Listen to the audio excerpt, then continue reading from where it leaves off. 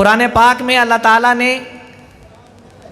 فرمایا کہ ہم نے قرآن پاک کو نازل کیا، ہم نے قرآن پاک کو اتارا اور ہم ہی قرآن پاک کے محافظ ہیں۔ اب اللہ تعالیٰ نے قرآن پاک جیسی مقدس کتاب کو اتارا، قرآن پاک جیسی مقدس کتاب کو نازل فرمایا، فرمانے کے بعد اس کی حفاظت کا انتظام بھی کیا۔ وہ کس طرح کیا کہ اللہ تعالیٰ نے قرآن پاک کو محفوظ رکھنے کے لیے اللہ تعالیٰ اس بات پر بھی قادر ہیں کہ اللہ تعالیٰ ہمیں بغیر کسی واسطے کے قرآن پاک محفوظ فرما دیتے، لیکن اللہ تعالیٰ نے امت محمدیہ کے ان معصوم بچوں کو اور ان فرشتہ صفت انسانوں کو اس مقدس کام پر لگایا، اور قرآن پاک کی حفاظت کے لیے اللہ تعالیٰ نے جس جماعت کا انتخاب کیا، قرآن پاک کی حفاظت کے لیے اللہ تعالیٰ نے جن لوگوں کو چنا ان کو حافظ قرآن کہا جاتا ہے۔ اب ان مدارس میں پڑھنے والے ان معصوم بچوں نے اور ان مدارس میں پڑھانے والے ان اساتذہ نے شب و روز محنت کر کے قرآن پاک کی جو امانت اپنے اساتذہ سے، اپنے مشائخ سے اور اپنے شیوخ سے، اپنے بڑوں سے جو ان کے پاس پہنچی تھی، اس کو ان بچوں کے سینوں میں منتقل کر دیا، اور آج ان بچوں کے سروں پر دستار فضیلت رکھی جائے گی، جس کا مقصد یہ ہے کہ ہم نے جو امانت ہم تک پہنچی تھی آپ تک پہنچا دی۔ اب آپ کی ذمہ داری ہے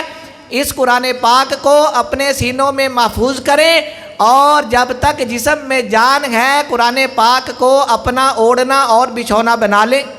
چنانچہ جناب رسول اللہ صلی اللہ علیہ وسلم نے فرمایا، میری امت کے بہترین لوگ، میری امت کے معزز ترین لوگ، فرمایا وہ حامل قرآن ہیں، حافظ قرآن ہیں۔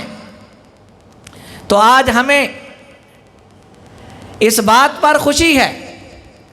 اور خوشی کا مقام ہے۔ یقیناً آج وہ والد بڑا ہی خوش قسمت ہے کہ جس کے بچے کو اللہ تعالیٰ نے قرآن پاک کی دولت سے مالا مال کیا۔ وہ شخص جو اس بچے کو حافظ قرآن بنانے میں کسی بھی درجے میں شریک ہوا، وہ بڑا ہی خوش قسمت ہے اور بڑا ہی خوش نصیب ہے۔ کسی کا پیسہ خرچ ہوا، کسی کا وقت خرچ ہوا، اور کسی کا بچہ وہ خود اس میں استعمال ہوا، تو یہ بڑی سعادت کی بات ہے۔ الحمدللہ مدارس دینیہ نے، دینی مدارس نے ہمیشہ قوم کو یہ نظریہ دیا ہے اور قوم کو یہ سبق دیا ہے کہ دینی مدارس جو ہیں یہ قوم کے خیر خواہ ہیں۔ دینی ادارے جو ہیں یہ قوم پر اللہ تعالیٰ کا بہت بڑا احسان ہے۔ اگر یہ دینی ادارے نہ رہے اور اگر یہ قال اللہ قال رسول پڑھانے والی شخصیات نہ رہی، جیسے کہ لوگوں کا نظریہ ہے کہ یہ قوم پر بوجھ ہیں، تو رب کعبہ کی قسم ان لوگوں کی وجہ سے اللہ تعالیٰ نے اس کائنات کے نظام کو آباد رکھا ہوا ہے۔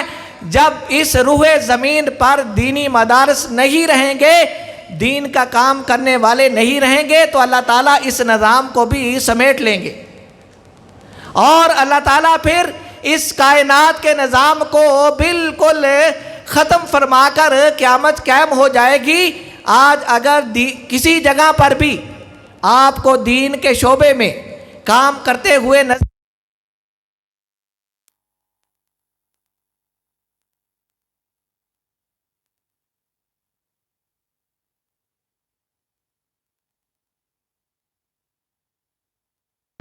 اب یہ طلباء اور محنت کرتے ہیں بیچارے، صبح سے لے کر شام تک ان کے اساتذہ ان بچوں پر ہر وقت اپنا وقت خرچ کر رہے ہیں، اور یہ مدارس ہم ان کو کیا دیتے ہیں؟ سال کے بعد کوئی قربانی کی کھال لے کر کہتا ہے میں نے بہت بڑا احسان کیا، کوئی زکوٰۃ کا پیسہ دے کر کہتا ہے میں نے بہت بڑا احسان کیا، یہ اللہ رب العالمین کا احسان ہے کہ اس نے تمہارے پیسے کو قبول کر لیا، تمہارا پیسہ دین داروں پر خرچ ہوا، تمہارا پیسہ قرآن پڑھنے والوں پر خرچ ہوا۔ اگر اللہ تعالیٰ کی ذات یہ کرم نہ فرماتی، اللہ تعالیٰ کا احسان نہ ہوتا تو شاید آج ہمارا پیسہ اس جگہ پر خرچ نہ ہوتا۔ بہرحال ہم نے مدارس کو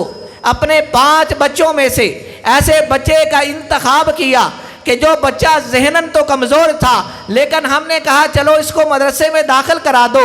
اور ہم نے جب اس کو مدرسے میں دے دیا، مدرسے کے اساتذہ نے اس پر محنت کی، اس پر اتنی محنت کی، کسی کو قاری ظفر اقبال بنا دیا، کسی کو قاری احمد یار بنا دیا، کسی کو قاری فاروق بنا دیا، کسی کو قاری حق نواز بنا دیا۔ یہ اساتذہ کی محنت نہیں تو اور کیا ہے؟ 1 سال میں آپ کے مدارس دینیہ نے وفاق المدارس العربیہ پاکستان کے تحت جو بچے حفظ کا امتحان دے رہے ہیں ان کی تعداد 80,000 کے لگ بھگ ہے، کہہ دے الحمدللہ۔ اور یہ اعزاز بھی ملک پاکستان میں وفاق المدارس کو ہے، اور وفاق المدارس سے اگلی بات کروں جو سب سے بڑا اعزاز تمہیں حاصل ہے کہ سب سے زیادہ بچے جو اس سال وفاق کا امتحان دیں گے ان میں جو پہلے نمبر پر ہے وہ آپ کا یہ ادارہ ہے،